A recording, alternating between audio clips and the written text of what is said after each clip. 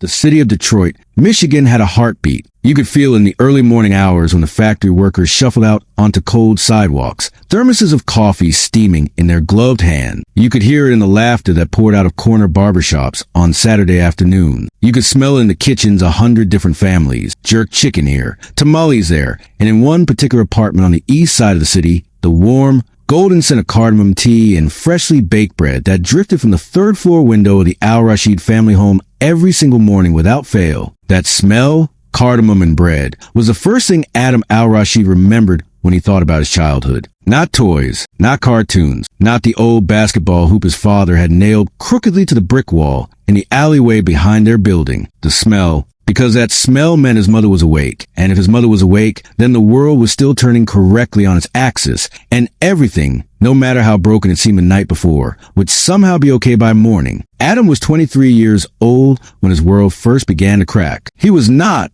by any measure, an extraordinary-looking young man. Medium height, dark hair that curled a little at the ends when it got too long, which it often did, because he always forgot to get a haircut. Brown eyes that his mother said reminded her of the rivers in Lebanon, where her own parents had come from before the war made rivers dangerous things to stand beside. He had a thin scar beneath his left eyebrow from the time his older brother Kareem had accidentally hit him with a baseball bat at age 7, an accident that Kareem had apologized for approximately 900 times since, and that Adam had long forgiven, though he sometimes pretended otherwise just to watch Kareem squirm. He was, in almost every way, an ordinary young man, but ordinary young men in extraordinary circumstances can reveal extraordinary things. This is that story. The Al-Rashid apartment on East Lafayette Street was on the third floor of a building that had seen better decades. The elevator had stopped working in 2019, and the landlord, a heavy-set man named Mr. Petrov, who drove a car that cost more than most of his tenants made in a year, had been promising to fix it ever since. The stairs creaked. The hallway always smelled faintly of someone else's dinner. In winter, the windows let cold air in through invisible gaps that no amount of weather stripping ever fully sealed. But inside apartment 3C, there was warmth that no thermostat could measure. Adam's father, Adam Al-Rashid, had come to Detroit from Beirut in 1998 with $200 in his pocket and a folded piece of paper containing his cousin's phone number. He spoke almost no English. He knew how to say hello, thank you, and where's the bathroom? Which, as he later said with a laugh, was actually enough to survive the first week. He had found a job washing dishes at a restaurant downtown. Then he had learned English from the television, from library books, from the patient repetition of co-workers who laughed with him, not at him. Then he had worked his way up to line cook, then to shift manager, and then 15 years after arriving with $200, he had opened his own small restaurant on Michigan Avenue called Al-Bayt, which means a home in Arabic. It was a small restaurant, 12 tables, a hand-painted sign above the door that Hassan had painted himself, a menu that mixed Lebanese food with American comfort food, because Hassan believed food was the best language in the world, and he wanted to speak it to everyone. On one side of the menu, shawarma, hummus, fadish salad, lamb kofta. On the other side, Detroit-style chili, cornbread, and the best macaroni and cheese in the zip code, a recipe Hassan had learned from Miss Dorothy, the 67-year-old African-American woman who had been his very first waitress and who had become, over the years, something close to family. The restaurant was not rich, but it was full of life, and for the Al-Rashid family, full of life was enough. Adam had grown up between two worlds, the Arabic spoken at home, the English spoken everywhere else, and he had learned early that this was not a disadvantage. It was a superpower. He could move between rooms that other people could not enter. He understood things about America that people born into it sometimes missed, and he understood things about his parents' homeland that American-born kids around him couldn't fully access. He was a bridge. He had always thought of himself that way. He had just graduated from Wayne State University with a degree in civil engineering. He had a job offer from a firm downtown, not glamorous, not high-paying yet, but real. His own desk, his own badge, his name on a building someday, maybe. He had a best friend named Marcus Webb who had grown up 2 floors below him in the same building, and who was, somehow, both the funniest and most serious person Adam had ever met. He had a family that sat down at dinner together 4 nights a week and argued about everything from politics to whether hummus tasted better with or without paprika, Adam said with. His father said paprika was a concession to American tastes, and he was not running a tourist trap. He had, in other words, a life, a good one. He did not know, on the morning of October 14th, that everything was about to change. It began like every other Tuesday. Adam woke to the sound of his mother, Fatima, moving in the kitchen. The smell of cardamom tea reached him before his alarm did. He lay in bed for exactly 4 minutes after his phone went off, a habit he'd had since college. Those 4 minutes of just breathing before the day began, a small ritual that his mother called laziness and that Adam privately thought of as preparation. He prayed far. This was not something Adam thought of as remarkable or performed for anyone's approval. It was simply part of who he was, the way some people need coffee before they can function and others need silence. Adam needed prayer. The 5 daily prayers were the architecture of his day, the scaffolding that held everything else in place. He had not always been consistent about them. In his early college years, he had struggled, slipped, gone weeks sometimes without proper practice, and had always felt a low, persistent unease during those times, like a phone with no signal, technically functional but disconnected from something essential. He had found his way back, gradually, and now far before sunrise was as natural to him as breathing. He ate breakfast with his mother. His father had already left for the restaurant. Hassan Al-Rashid arrived at Al-Bayt before anyone else every single day, a habit he said came from respecting the gift of work. Adam ate eggs and toast and drank 1 cup of his mother's cardamom tea, which was so strong to revive the dead, and listened to Fatima talk about a dream she'd had, something involving a pomegranate tree and a white cat, which he was analyzing with the seriousness of a scholar. He kissed her cheek. He put on his jacket. He took the stairs 2 at a time. He got in his car, a 2015 Honda Civic with a crack in the dashboard that he kept meaning to get fixed. And then his phone rang. He almost didn't answer it. He was pulling out of the parking spot, and the number was one he didn't recognize, a 248 area code, suburban Detroit. He answered anyway. "Is this Adam Al-Rashid?" The voice was professional, female, careful in the way people are careful when they are about to say something that cannot be unsaid. "Yeah, that's me." A pause, the kind of pause that takes up physical space in a room. "Mr. Al-Rashid, I'm calling from Henry Ford Hospital. I'm afraid there's been an accident. Your father, Hassan Al-Rashid, was brought in this morning. He was found collapsed near his restaurant. We need you to come in as soon as possible." Adam heard the words. He understood each individual word. But for a long moment, 5 seconds, maybe 10, they did not connect each other. They were separate objects floating in the air between him and the phone. Then they connected, and the world cracked open. Hospitals have their own grammar. Adam learned this in the hours that followed. There's a grammar of the waiting room, the plastic chairs, the outdated magazines no one reads, the television mounted in the corner that plays cable news on mute, the low hum of a vending machine dispensing nothing anyone actually wants. There's a grammar of the walk to the ICU, the squeak of sneakers on linoleum, the soft announcements over the PA system, the nurses who move with the terrifying competence of people who have seen everything and learn to save their emotions for later. There's a grammar of the doctor's face before the doctor speaks, the way they arrange their expression into something that is both honest and kind, which is the hardest combination to hold. Adam arrived at the hospital in 14 minutes. He drove too fast and did not fully notice. His mother was already there. Someone had called her first. She was sitting in the waiting room with her hands in her lap and her lips moving, and Adam recognized immediately what she was doing. She was making daik, the quiet remembrance of God, the repetition of Subhanallah and Alhamdulillah, and Allahu Akbar, that is the Muslim's anchor in rough water. Her eyes were dry. She was not composed exactly. Her hands were trembling slightly, but she was not drowning. She was holding on to the rope. He sat beside her. He took her hands in his. "What did they say?" he asked. "They haven't told me everything yet," she said. "They said he collapsed. They said his heart." She paused. Her lips pressed together. "We wait." So they waited. Kareem arrived 20 minutes later, breathless and wild-eyed, still in his work clothes from the factory where he worked the early shift. He was 30 years old, Kareem, bigger than Adam, louder, the kind of man who filled a room when he walked in, but he looked in that waiting room like a boy of 10. He hugged his mother. He clapped a hand on Adam's shoulder and squeezed it once hard, which is the Al-Rashid family language for "I am terrified and I love you." The doctor came out at 11:42 in the morning. His name was Dr. Okonkwo. He was a cardiologist. He had kind eyes and a direct manner, and he did not waste time. "Mr. Al-Rashid experienced a major cardiac event," he said. "A heart attack, a significant one. We've stabilized him, but the damage to the heart muscle is serious. He's going to need surgery. And I have to be honest with you, the next 48 hours are critical." Fatima nodded slowly. "Can we see him?" "Very briefly." He sedated. "But yes." They went in 2 at a time. Adam and his mother first. Hassan Al-Rashid was 61 years old. He had never, in Adam's memory, looked small. He was a man who filled space, not loudly, not aggressively, but with the quiet gravity of someone deeply rooted. He had hands like small shovels from decades of physical work. He had a laugh that came from somewhere deep and real. He had never, not once, called in sick to his own restaurant. In that hospital bed, with tubes and monitors and the mechanical sound of a machine measuring the work his heart was barely doing, he looked small. Adam stood at his father's bedside and felt the floor of his life shift beneath him. He reached out and took his father's hand, those big, calloused, honest hands, and held it and said the only thing that rose to the surface in that moment, the thing that comes before words when words aren't enough. Inna lillahi wa inna ilaihi raji'un. Verily, to God we belong, and to God we return. His mother, behind him,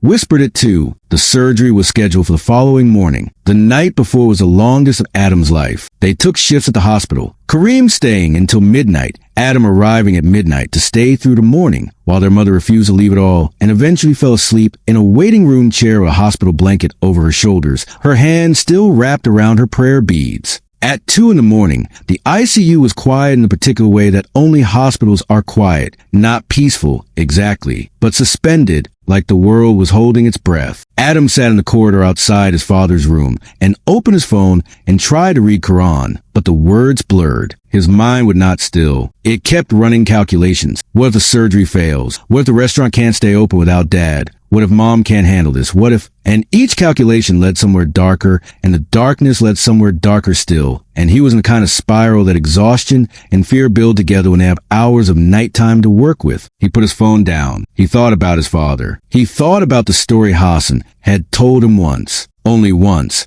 Late at night after the restaurant closed, when Kareem was away and it was just the two of them cleaning up, the kind of night when fathers sometimes tell sons things they don't say in daylight. Hassan had talked about the early years in Detroit, the loneliness, the way the cold in Michigan in January was a different kind of cold than any cold he'd known, not just the temperature, but something in the spirit of it, something that made a young man far from home wonder if he'd made a terrible mistake. Were you ever going to give up? Adam had asked. Hassan had wrung out a mop and considered this seriously, the way he considered everything. Many times, he said, I would sit in my one-room apartment and I would think, this is too hard. I cannot do this. And then I would remember something my own father told me. He said, Ya Hassan, patience is not the absence of pain. Patience is a decision to keep going while the pain is still there. And I would get up the next morning and go back to the dishes. Adam sat in that hospital corridor and turned those words over in his mind like stones in a river. Patience is not the absence of pain. Patience is a decision to keep going while the pain is still there. His father had carried those words across an ocean. Now Adam needed them himself. He pulled his knees up to his chest and leaned his back against the wall and closed his eyes and did the only thing left to do. He prayed.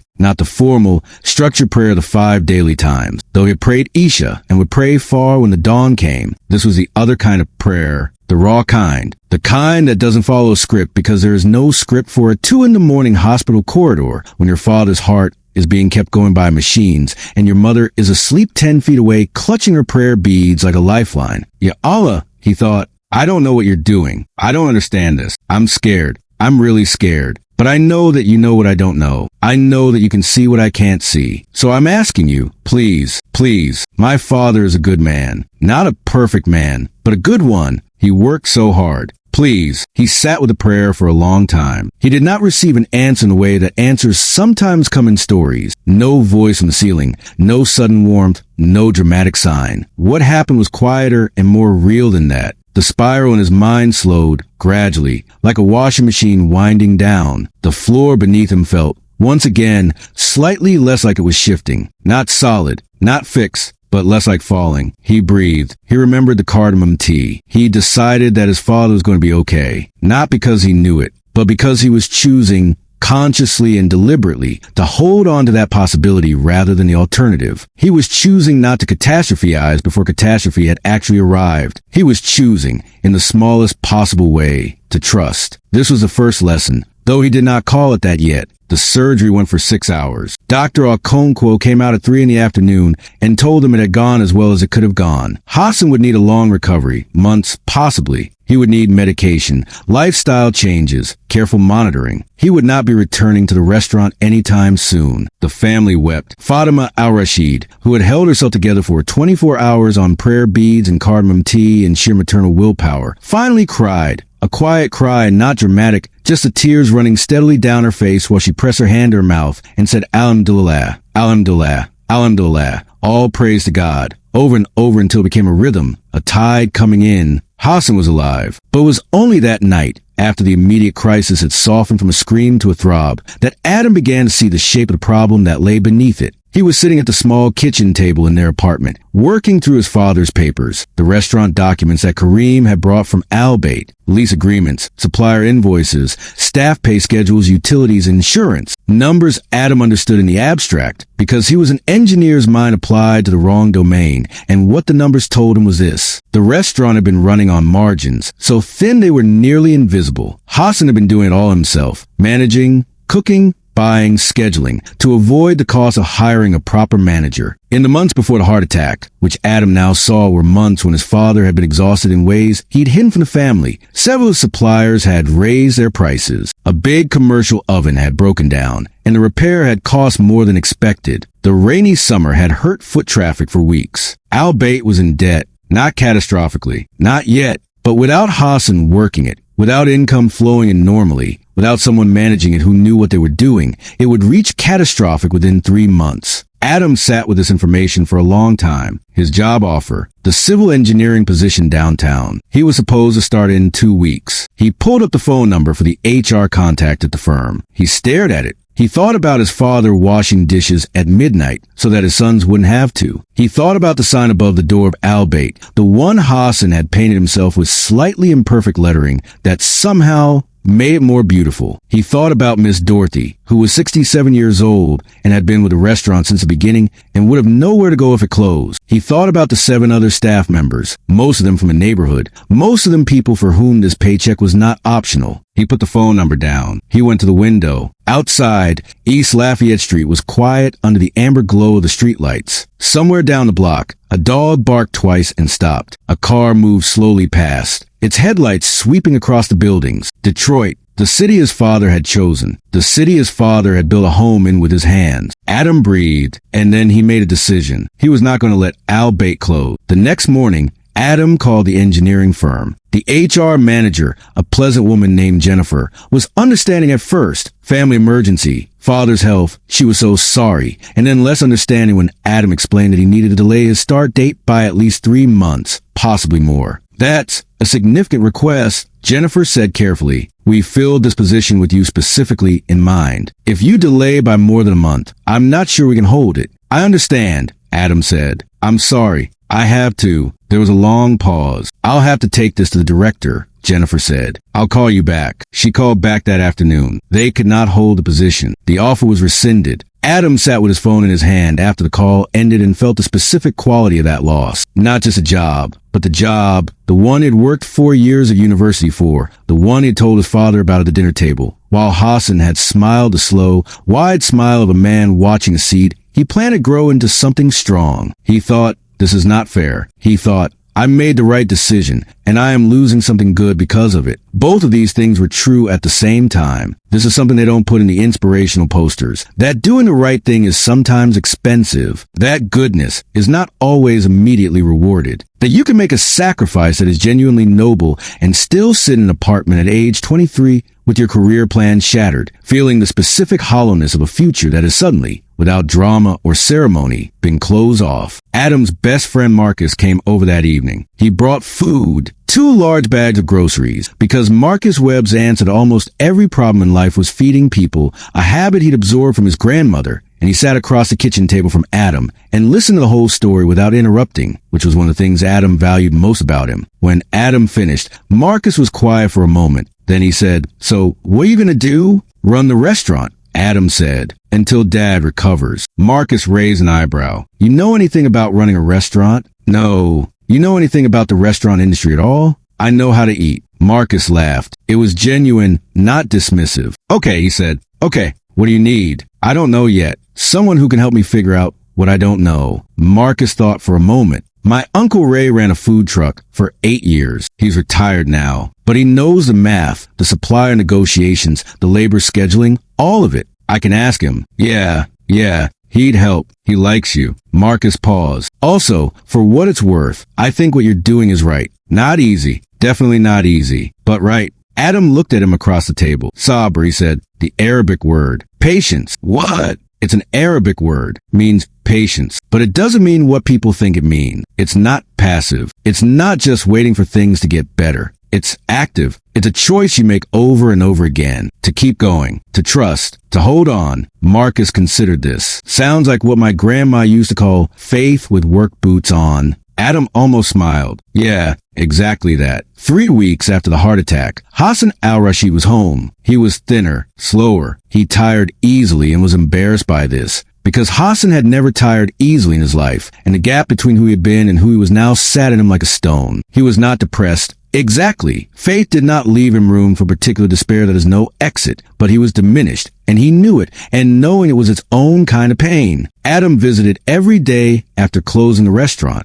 He would come in, smelling of cooking and the long day, and sit with his father and give him the report. How many covers that evening, what the staff had said, what problem had come up, and how Adam had solved it or tried to. Hassan listened to all of it with his eyes closed, nodding slowly, occasionally offering a quiet correction or question. And Adam noticed something. His father never, not once, expressed regret about the restaurant or the debt or the circumstances that had led to Adam giving up his job offer. He did not say, I'm sorry you had to do this. He did not say, I wish things were different. What he said, consistently in one form or another, was this: Allah does not waste sacrifice. He said it the way a man says something he has tested personally and found to be true. The night that closes this chapter, the night that sits at the edge of everything that comes after, was a Thursday in late November. Adam had closed the restaurant and walked home through the cold, and the city was beginning to put up its Christmas lights, strings of white and gold along the commercial strips that Adam had always found beautiful regardless of the occasion, because light in the darkness is beautiful wherever it comes from. He was at the door of the apartment building when his phone buzzed. A text message from a number he didn't recognize. My name is Daniel Reyes. I'm a developer. I had dinner at Al-Bayt tonight for the first time. Incredible meal. I'd love to talk to you about the restaurant. Would you have time for coffee this week? Adam read it twice. He stood on the step in the cold, his breath making small clouds in the November air. He did not know who Daniel Reyes was. He did not know what talking about the restaurant might mean. He did not know if this was a good thing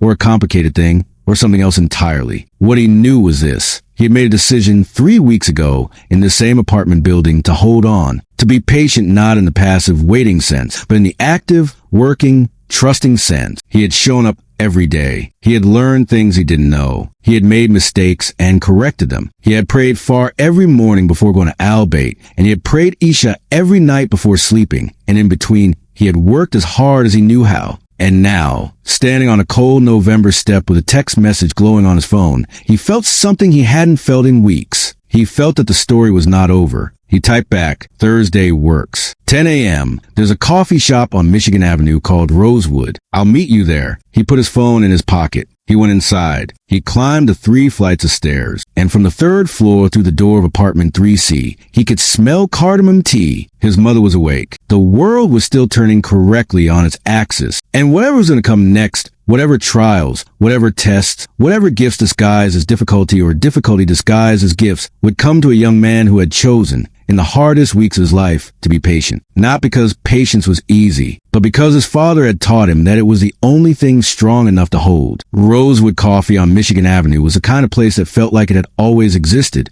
even though it had only opened 4 years ago. Exposed brick walls, mismatched wooden chairs, a chalkboard menu written in handwriting so stylized it was nearly unreadable, though everyone ordered the same 3 things anyway. The smell of espresso was so deep in the walls that Adam was convinced if you knocked the building down, the bricks themselves would smell like coffee. Adam arrived 7 minutes early, which was a habit his father had instilled in him. Arriving on time is arriving late. Arriving early is arriving ready. He ordered a black coffee, took a table by the window, and watched Michigan Avenue wake up in the pale Thursday morning light. A city bus groaned past. 2 women in hijabs walked quickly, their breath fogging the cold air. A delivery truck idled outside the hardware store across the street, its hazard lights blinking orange in a slow, patient rhythm. He was nervous. He would not have admitted this to anyone, but he was. In the 3 weeks since he had taken over Al-Bayt, Adam had discovered something uncomfortable. He was not naturally gifted at this. Engineering had come to him with a kind of intuitive rightness. Problems with clean inputs, logical pathways, solutions that could be verified.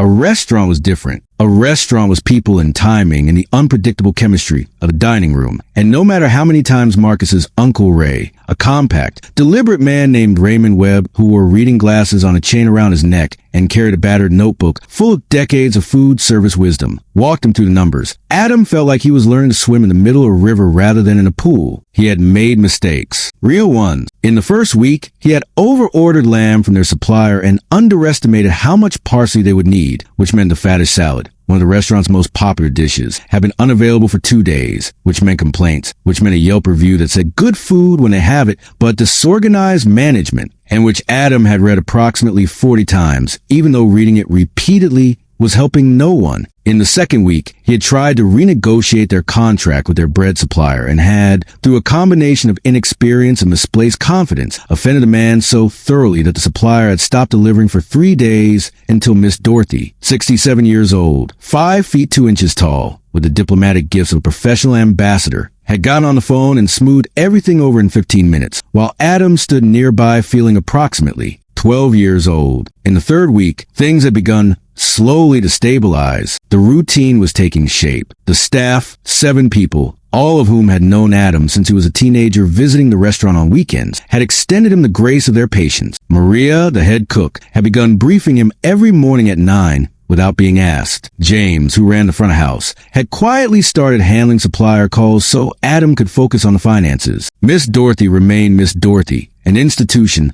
a backbone, a woman who could carry a full tray of food in one hand and deliver a withering assessment of your organizational skills with the other, and who somehow made both feel like love. The restaurant was not thriving, but it was surviving, which brought him here, to this coffee shop, waiting for a man named Daniel Reyes. Daniel arrived at exactly 10 o'clock. He was in his mid-40s, tall, with close-cropped gray streak hair, and the kind of easy confidence that comes not from arrogance, but from decades of knowing who you are and being largely fine with it. He wore a good coat and carried no briefcase, just a phone and a small leather notebook. He shook Adam's hand with both of his and smiled the smile of someone genuinely pleased to be where they were. Adam, thank you for meeting me. He sat down, ordered a quart of dew from the passing server without looking at the menu, and settled his elbows on the table. I'll get straight to the point because I respect your time and I hate small talk. Adam, who also hated small talk, appreciated this immediately. I'm a real estate developer, Daniel said, but not the kind you're probably picturing. I don't build luxury condos and price out neighborhoods. I specialize in community anchors, businesses that hold the cultural fabric of a neighborhood together. I've been doing it for 18 years in Detroit. I've worked with over 40 small businesses, helped them expand, helped them survive economic downturns, helped them become what they were always meant to be. He paused, took a breath. I had dinner at Al-Bayt last Thursday for the first time. I've lived 4 blocks from that restaurant for 6 years and somehow never gone in. I went in last Thursday because a colleague recommended it. He paused again. It's extraordinary, Adam. The food is extraordinary. The space has a warmth that you cannot manufacture, and the story of how your father built it. Miss Dorothy told him the whole thing while I was waiting for my table. Is exactly the kind of story that a neighborhood needs to know about itself. Adam said nothing. He was listening. I want to help, Daniel said. Your father is sick. The restaurant is in some financial difficulty. I don't know the details, but I know the signs. I've seen them enough times. I'd like to offer an investment, not a buyout, not a takeover, a partnership, a cash injection that clears the debt and gives you operating capital in exchange for a minority stake that gives me a return only if the restaurant grows. If it doesn't grow, I don't profit. That's how I structure these things. He put his hands flat on the table, palms down. I'm not here to take anything from you. I'm here because I believe in what your father built, and I don't want to watch it close. Adam drove home from that coffee meeting in a state that was difficult to name. It was not happiness exactly, though the meeting had gone better than anything he'd imagined. It was not suspicion, though the practical part of his mind was already running through questions and concerns. It was something more complicated, the particular disorientation of a person who has been pushing against a heavy door for weeks and suddenly feels it begin to move. He sat with his mother at the kitchen table and told her everything. Fatima listened with her hands wrapped around her tea glass, her eyes steady, her expression unreadable in a way that meant she was thinking hard. When he finished, she was quiet for a long moment. What does your heart say? She asked. My heart says it sounds good, Adam said. My head says I need a lawyer to look at any contract before I agree to anything. My gut says something I can't quite read yet. His mother nodded slowly. And your father?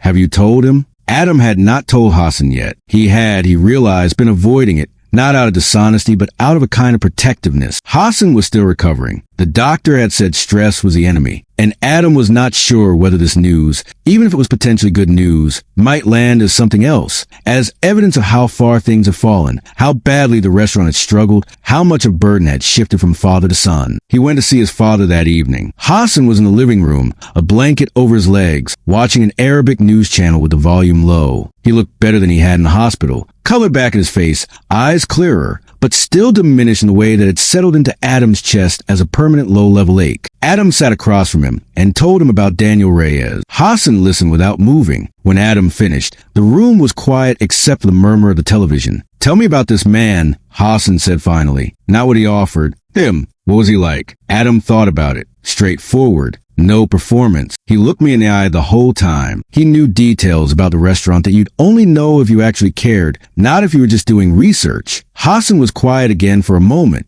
"In Lebanon," he said, "my father used to say, be careful of the gift that arrives when you are desperate, because desperate eyes see what they want to see. This does not mean the gift is bad. It means you must look carefully, with clear eyes, not hungry ones." "I know," Adam said. "I won't do anything without a lawyer, and not without your blessing." Hassan looked at his son for a long moment, the particular look of a father who is seeing his child as something other than a child for the first time. "You have it," he said quietly. "My blessing. Whatever you decide, you have it." Adam nodded. He felt the weight of that, not as a burden, but as something handed across carefully, with love. The problem with good news, Adam was learning, is that it attracts complications the way a light attracts moths. He called an attorney the next morning, a woman named Patricia Chun who had handled contract for small businesses in Detroit for over 20 years and came recommended by 3 different people when Adam asked around. She was brisk, thorough, and expensive by the hour, though she quoted him a flat fee for reviewing the partnership documents and said, without being asked, that she would work with his budget. She reviewed the term sheet Daniel sent over within 48 hours. "It's clean," she told Adam on the phone. "Unusually clean for this type of deal, honestly. He's offering 15% equity in exchange for an investment that covers your current debt and provides 4 months of operating capital. The terms for the return on his investment are fair. He only profits above a defined revenue threshold, so you hit that threshold first before he sees a dime. There's a right of first refusal clause if you ever want to buy a stake back, price at fair market value." She paused. "I've seen a lot of deals like this, Adam. Some of them are predatory. This one isn't. This one actually seems to be what he says it is." Adam exhaled. "There's one complication," Patricia said. There it was. "Your father's name is on everything. The lease, the licenses,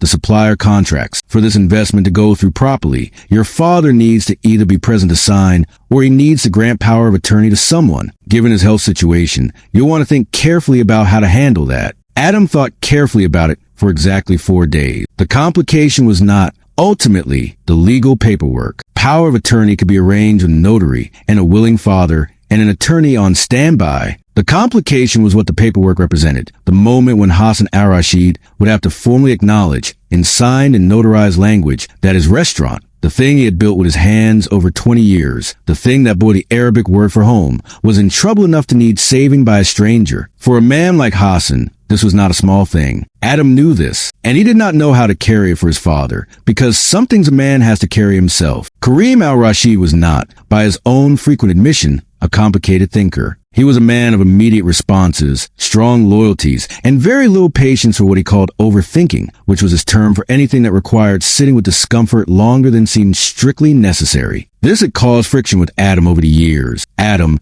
who was constitutionally incapable of making a decision without turning it over from every angle, and Kareem, who generally knew what he thought about something within about 90 seconds and saw no reason to change. But Kareem, when it mattered, had something that all the careful thinking in the world couldn't manufacture. He had instinct about people. On Saturday, Adam brought him Al-Bayt after closing time, and they sat at the corner table, the one Hassan always called the family table, the one with the slightly wonky leg that had been wobbling since 2018, and that Hassan kept meaning to fix and never did. And Adam spread the documents out and walked Kareem through everything. Kareem read, slowly, which was unlike him. He went back and reread 2 sections. Then he said, "You trust this guy?" I think so. Patricia Chun thinks the deal is clean. I didn't ask about the deal. I asked if you trust a man. Adam thought about Daniel Reyes, the eye contact, the specificity of his knowledge about Al-Bayt, the way he told Adam, unprompted, that the structure of the deal meant he could only profit if the restaurant grew, and that if it didn't grow,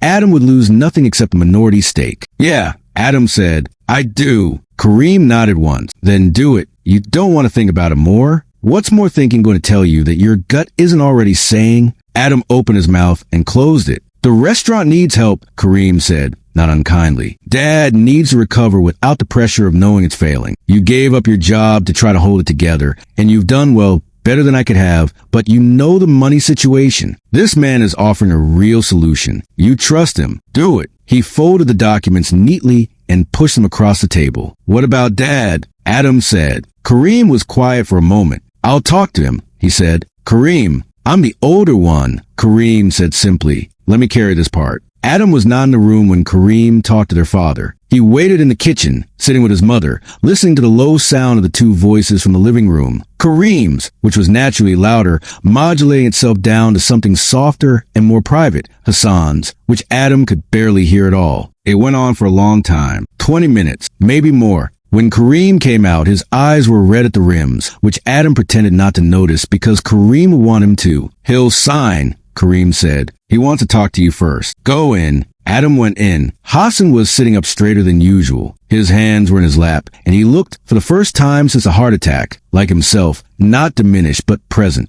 like something that had been muted had turned back up. Sit down, Hassan said. Adam sat. Hassan looked at him for a long moment. You know what I thought about, he said, when I was in the hospital after the surgery, coming back to consciousness? I didn't think about the restaurant. I didn't think about the debt. I didn't think about anything I had built. He paused. I thought about you. And Kareem. I thought, have I taught them what they need? Not degrees, not money. What they need to be men when I am not there. When things go wrong. When things go right in difficult ways. He looked at Adam steadily. And watching what you've done these past weeks, the choices you've made, the way you have carried this, I think my answer is yes. Adam felt something break open in his chest. Not painfully. The opposite. I will sign, Hassan said. Not because I have to. Because you earned it. You showed me that this restaurant is in good hands, even when those hands are learning. And that is enough. He reached out and put his hand on Adam's arm. His grip was weaker than it used to be, but it was there. One thing, Hassan said, anything. When this is over, when the restaurant is strong, when I am stronger, you go back to engineering. You hear me? What you are doing now is not the end of your story. It is a chapter, a hard chapter, but a chapter. Your education, your degree, your future,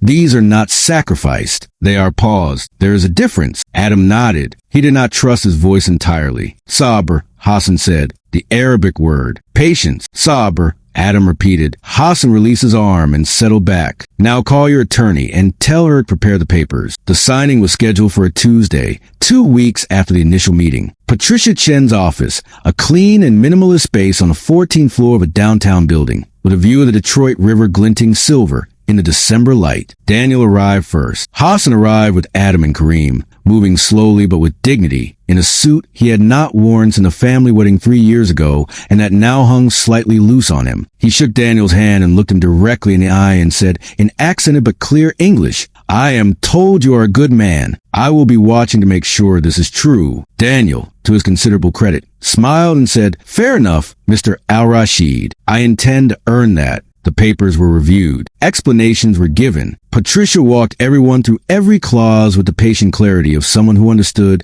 that these were not just legal documents, but promises, and that promises deserved to be understood fully before they were made. Hassan signed. His handwriting was shaky in a way it had not been before. The residual effect of the medication, or the long stillness of recovery, or simply what happens to hands that have worked too hard for too long. But the signature was there, firm and real. Adam signed. Daniel signed. Patricia notarized. It was done. There was no champagne. Hassan did not drink, and neither did Adam or Kareem, and Daniel seemed to understand this without being told. Instead, Miss Dorothy, who had been texted the news by Kareem approximately 30 seconds after the last pen left the paper, had arranged for a tray of pastries to be brought in from the Lebanese bakery 2 blocks from Al-Bayt, and they ate baklava and mamul around Patricia Chen's conference table, while December light fell through the windows and Detroit moved in its heartbeat rhythm far below. But as they were gathering their coats to leave, something happened. Daniel pulled Adam aside. "I wanted to tell you something," he said. His voice had dropped to a register.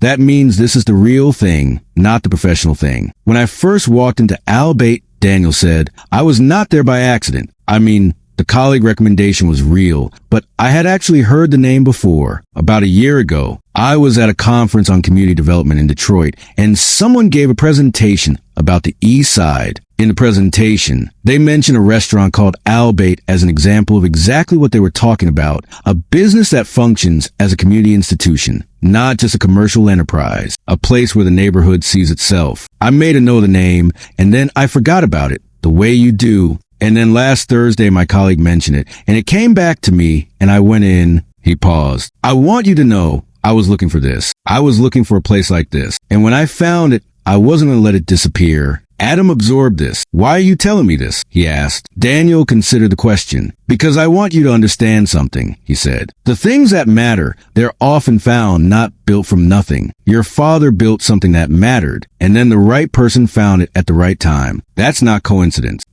He searched for the word. That's something else." He put on his coat and said goodbye and walked to the elevator. Adam stood for a moment in the conference room doorway. That's something else. He thought about the 2 in the morning hospital corridor and the prayer that had no dramatic answer. He thought about his father's voice saying, "Allah does not weigh sacrifice." He thought about patience as an active choice, not a passive waiting. He thought about the fact that Daniel Reyes had heard the name Al-Bayt at a conference a year ago and written it in a notebook and then forgotten it and then remembered it at the exact moment it needed to be remembered. There's a word in Arabic for this, tawakkul. It means trusting in God's plan, not passively, not with folded hands and closed eyes, but actively, fully, while you work and try and fail and learn and persist. It means doing your part completely and then trusting that the part you cannot do is being done for you by something larger. Adam had been doing his part. Something larger had done the rest. The weeks that followed were the hardest and the best simultaneously, which Adam was beginning to understand was the only way things that matter ever happen. The investment cleared the debt in a single transfer that Adam watched post to the restaurant account on a gray December morning, sitting at his father's old desk in the back office of Al-Bayt, and felt such acute relief that he had to sit still for a full minute and just breathe. Then the work of growing began. Daniel brought knowledge rather than interference. This was the thing Adam had most worried about and found, gratefully, to be unfounded. He introduced Adam to a network of suppliers who offered better terms than Al-Bayt's existing contracts. He connected the restaurant with a local journalist who had been writing a series about Detroit's immigrant-owned family businesses, and a resulting article, 2 pages in a Sunday magazine, with a full-color photograph of Hassan's hand-painted sign above the door, brought in more new customers in 1 week than the restaurant had seen in the previous month. But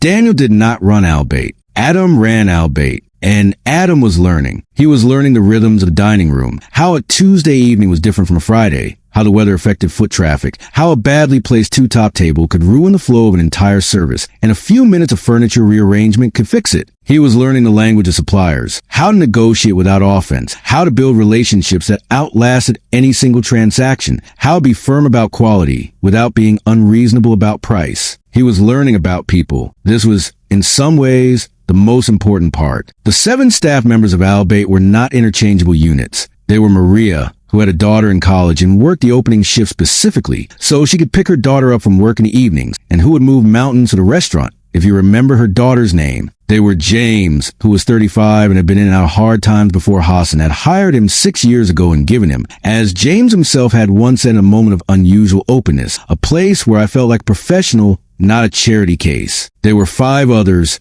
each with their own history and their own stakes in whether this place survived, and Adam was learning to see each of them fully, not just as functions in an operation. Miss Dorothy watched all of this with the particular satisfaction of someone who has waited a long time for something and is now seeing it arrive. One evening in mid-December, after the last table had left and the kitchen was cleaned and James had locked the front door, Miss Dorothy came to the back office where Adam was doing the end-of-day accounts. She stood in the doorway for a moment. "Your father called me today," she said. Adam looked up. "Is he okay?" "He's fine. He called to ask how you were doing." "I told him the truth." She paused. "I told him you were good, getting better every day, making mistakes and learning from them faster than most people learn from their successes." Adam was quiet. "He cried a little," Miss Dorothy said. "He tried to hide it. He's not very good at hiding it." Adam nodded. He felt the familiar ache of the past months, but softer now, less sharp. "Can I tell you something?" Miss Dorothy said. "Always." She came fully into the office and sat in the chair across from the desk. Hassan's old chair, which Adam had not replaced with anything new because it felt wrong to. "I have worked in food service my entire adult life," she said. "I have worked for good owners and bad ones. I have seen restaurants that were just businesses and restaurants that were something else. Places where people came not just to eat, but to be seen, to belong, to feel like they were somewhere that was theirs." She looked at him steadily. "This is one of those restaurants. Your father made it that way, and you are keeping it that way. Not by doing everything right, by caring about why it matters." She paused. "That's the thing that can't be taught. You either have it or you don't. You have it." Adam sat with that for a moment. "I'm still learning everything else," he said. "Good," she said. "The day you stop learning is the day you should worry." She stood up. "Go home, Adam. It's late. Your mother is making something that smells better than anything we serve here." He laughed. "Don't let Maria hear you say that." "Maria knows it's true. We've discussed it." It arrived in the last week of December, forwarded from the engineering firm that had rescinded his job offer. Adam almost didn't open it. The return address showed a firm he didn't recognize, not the company he'd lost his offer with, but a different one,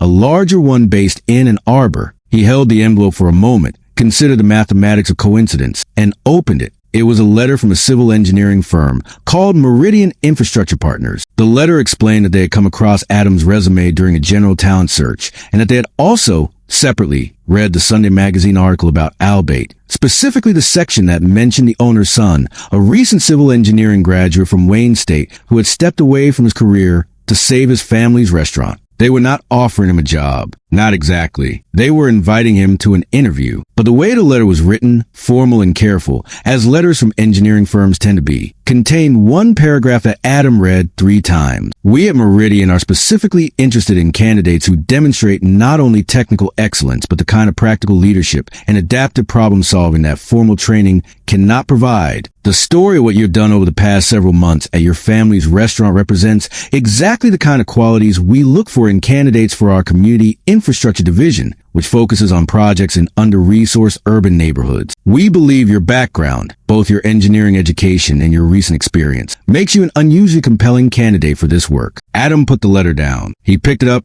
and read it again. He put down again. He sat in the stillness of the small apartment on East Lafayette Street and listened to the city outside, the distant sound of traffic, the wind moving through the space between buildings, the particular silence of late December in a city that is resting but never fully still. He thought about his father's words. "What you are doing now is not the end of your story. It is a chapter.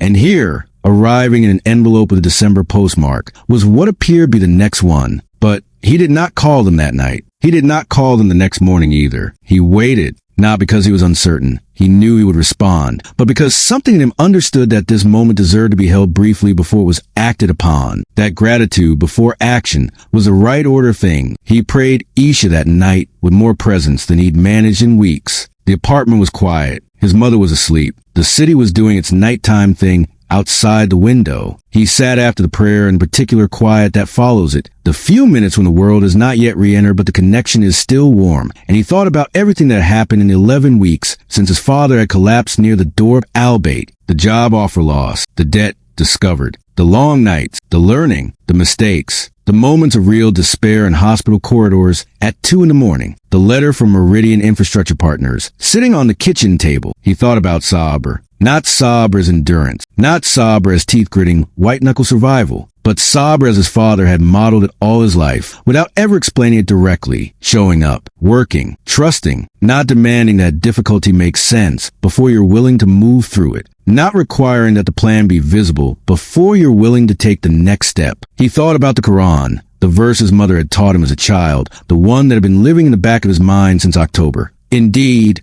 with hardship comes ease. Indeed, with hardship comes ease. The repetition was not an accident. The scholar said it twice for a reason. Because the promise is not theoretical. It is not vague comfort. It is a specific contractual statement embedded in the words of God. Hardship and ease are bound together. You do not get one without the other, and you do not wait for ease to come after hardship has passed. They are present together, woven through each other like threads in the same cloth. Adam understood this now not just in his head, but in his body, in the lived, specific, 11-week evidence of his own life. He went to bed. In the morning, he called Meridian Infrastructure Partners. There are things a person cannot know in the middle of a story. Adam did not know on that December morning that the interview at Meridian would go very well, and then hit a complication, and then resolve in a way he could not have predicted. He did not know what would happen between the interview and the offer. The specific, surprising, difficult thing that would become the deepest test of everything he had built in himself over the past months. He did not know that Al-Bayt had one more crisis waiting for in the new year, smaller than the first, but in some ways more personal,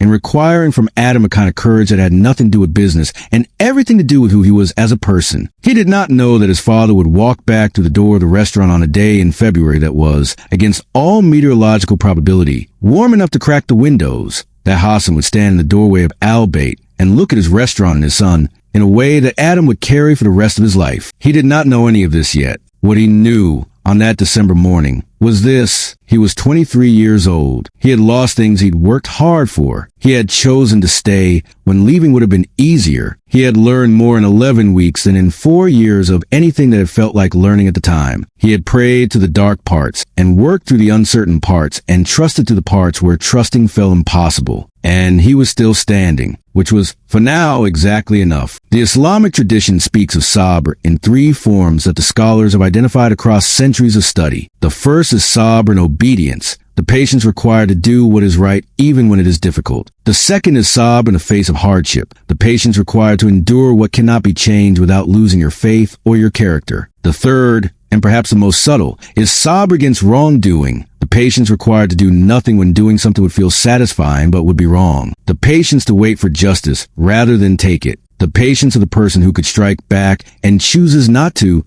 not from weakness but from understanding. Adam had been practicing the first 2 forms. The third was coming. But that is chapter 3. For now, the lesson of chapter 2 is simpler. Good things can come to a person who has done nothing to deserve them. This is called En'ima, divine gift, and tests can come to a person who has done everything right. This is called Ibtila, divine examination. The gift and the examination often look identical from the outside. What distinguishes them is what you carry into them. Adam Al-Rashid had walked into his gift carrying debt and exhaustion and a missing job and a sick father. He had walked through it carrying patience and prayer and the support of people who loved him and the deep, inherited knowledge that his father had passed him across the kitchen table over 23 years without calling it teaching. He had walked out the other side carrying something new,